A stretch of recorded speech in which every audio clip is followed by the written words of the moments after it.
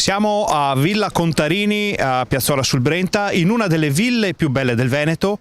I formaggi più buoni del Veneto si sono dati appuntamento per una 2 giorni che si chiama Caseus Veneti. Qui c'è la migliore produzione casearia della regione.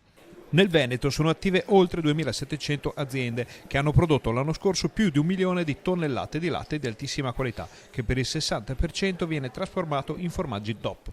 4 milioni di forme sono state create dai casari veneti e le aziende della regione, nonostante le difficoltà nazionali e internazionali, sono sempre in grado di assicurare una produzione di ottimo livello. A Caseus Veneti si sono dati appuntamento piccoli e grandi caseifici, addetti ai lavori e appassionati.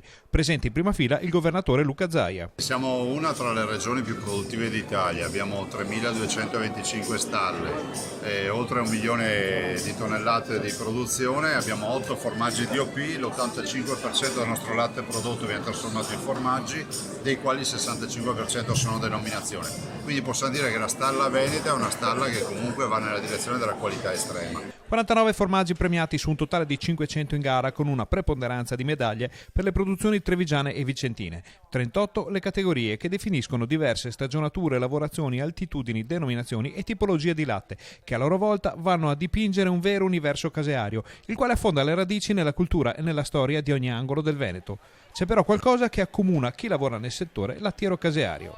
Solo lavorando bene, seriamente, onestamente, curando la materia prima cosa, e l'impegno delle figlie e tutti chi che lavora dentro nel caseificio è tutto, insomma. Caseus rappresenta per il pubblico un'occasione imperdibile per incontrare chi porta avanti la tradizione casearia veneta, ma rappresenta anche per i produttori un momento in cui confrontarsi sullo stato di salute di un comparto fondamentale per l'economia regionale. È da anni che partecipiamo a questa manifestazione a cui ci teniamo, soprattutto per confrontarci con le altre realtà, con veramente i tecnici, per sapere a che livello siamo di qualità dei nostri prodotti.